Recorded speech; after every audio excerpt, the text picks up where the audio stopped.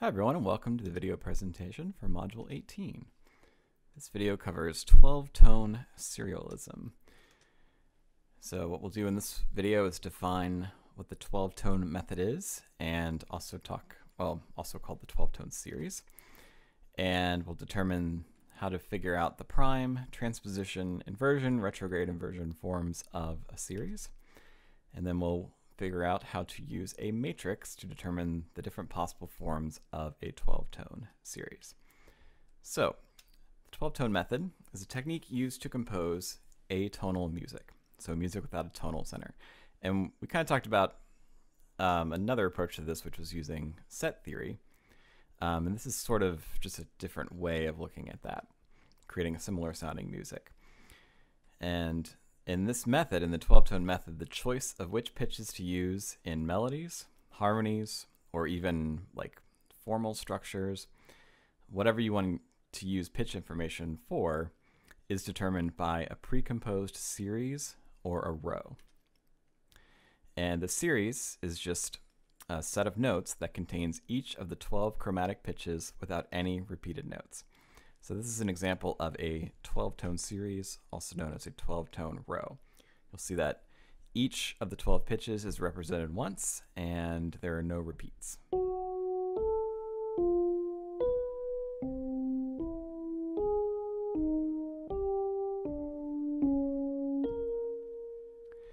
And the philosophy behind that, of course, is to avoid emphasizing any one of those notes as the tonal center. So since we don't have any notes repeated, right? That, avoids emphasizing a particular note as being more important than the other ones. And so it kind of gives equal emphasis to each of the 12 notes, which helps deliberately avoid a tonal center or central pitch.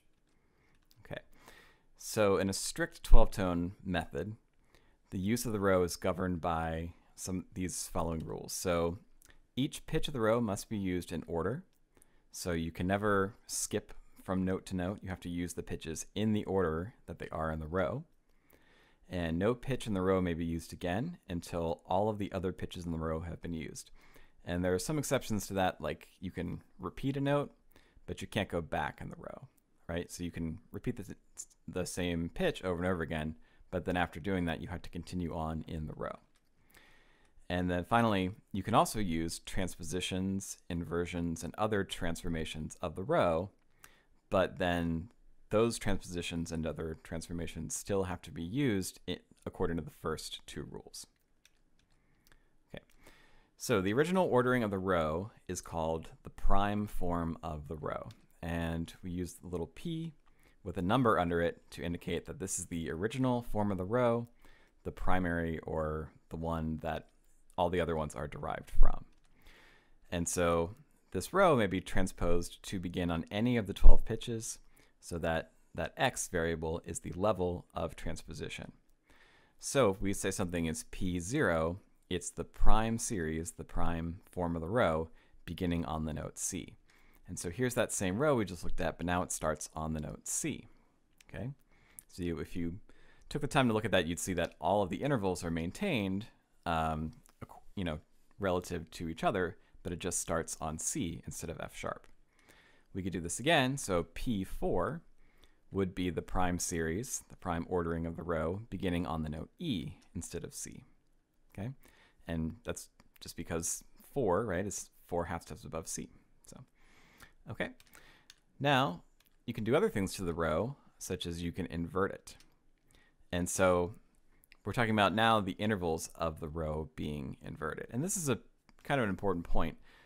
With the rows in the series, we're not really talking about particular pitches. What we're really talking about is intervals between those pitches.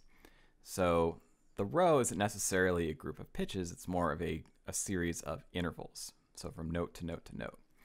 And that's clear, I think, when you transpose it, because since you can transpose it to any pitch, it doesn't matter what the pitches are. All that matters is the intervals between those pitches. So when we do an inversion, we're inverting all of the intervals between the different notes of the series. Okay? And just like the prime form, the inversions of these rows can also be transposed to any to begin on any pitch, so at any level of transposition. So again, we write I with a number under it to indicate what pitch we're starting on. Okay, so here's a reminder of what P6 was. This was our very first one. So P6 is the prime series beginning on F sharp, which is this row. Okay, and if we inverted that, so we'll say I, and we'll call it I6, so inverting it, starting on F sharp again, we'll see that now all of the intervals have been reversed. So if I looked at my first two, in the prime series, I went up by a minor third. In my inversion series, I'm going down by a minor third. Okay. In my prime series, I'm going then down by a major third. And in the inversion series, we're going up by a major third. So things are reversed. It's like a reflection of the prime series. And that continues until you get all 12 of your notes again. So this would be referred to as the inversion starting on number 6, so I6 of the series. Okay. Now we can do another thing to it, which we don't really do in tonal music, and that is reverse the intervals of the row. So this is called the retrograde form of the series, and basically we're taking all the intervals and we are using them backwards instead of forwards. And this is represented by the letter R for retrograde, and these of course can be transposed to begin on any pitch level. So we write a little number under it to say where it's beginning. And so here's the P6 again, the prime series starting on F sharp. And now what we're going to do is we're just going to reverse all of the intervals. And to make it easier to see, we're also going to transpose it so that it begins on the B flat. Okay. So if I look at my prime series, P6, beginning on F sharp, I see it goes F sharp, A, F natural, B, and so on. And if I look at my retrograde series, beginning on B flat this time, if I look at it backwards, I see that it goes F sharp, A, F natural, B, and so on, just like we did forward in the prime series. So the retrograde is just simply the reverse of everything that's happening in the prime series. Okay. And then there's one other crazy thing you can do, which is combine both of those. So you can reverse them and invert them, and we call this the retrograde inversion form of the series. And we just say, we use the little letters RI with an X under it to show where it's been transposed. And to show this clearly, I'll begin with the I6 version of the series. So this is the inversion of our prime series beginning on F sharp. So this is the inversion, and what I'll do is I'll retrograde this. So the retrograde inversion would just be the backwards version of the inversion. That's a mouthful.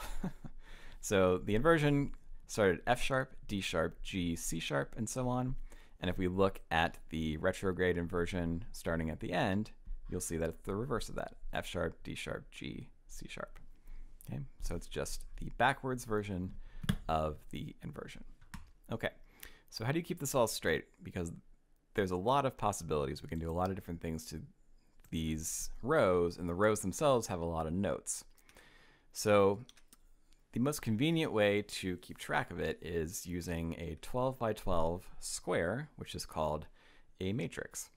And in the matrix, we can write our prime series of our forms from left to right.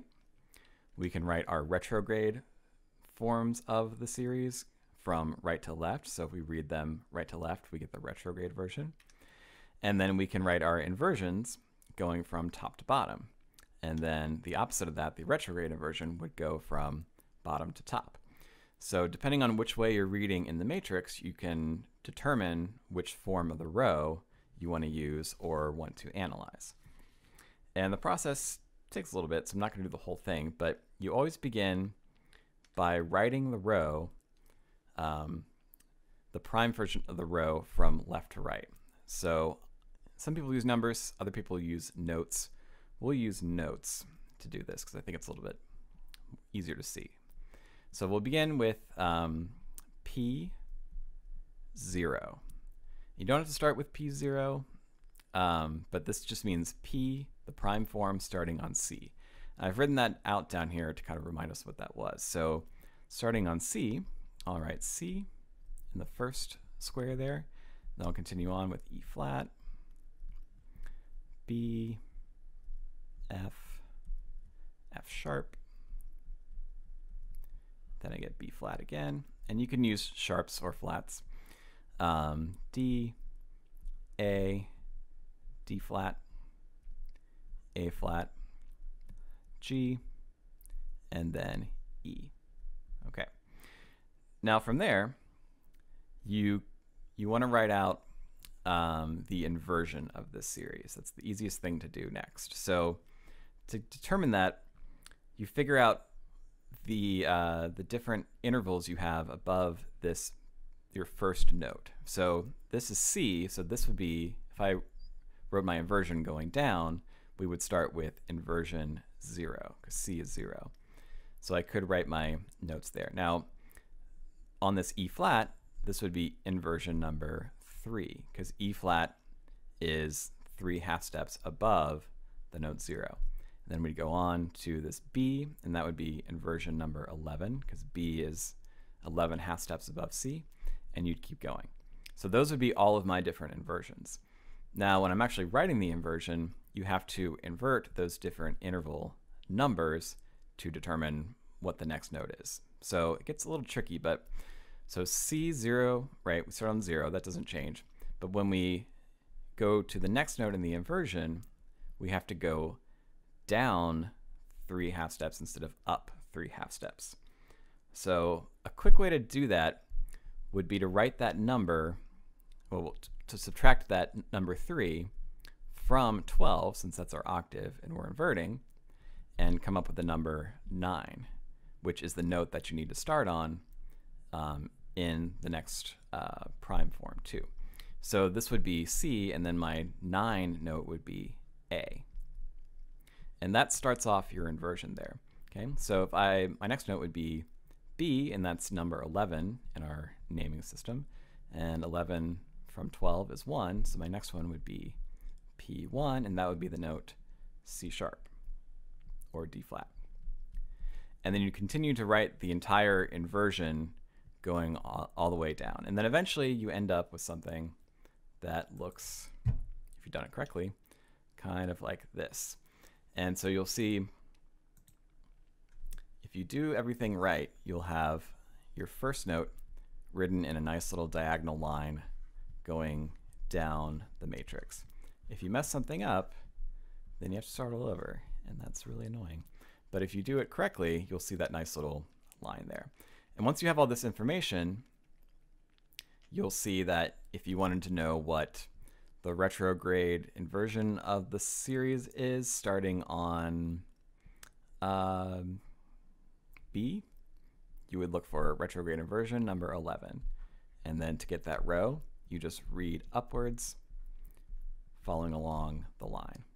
If you wanted to know where inversion of the row starting on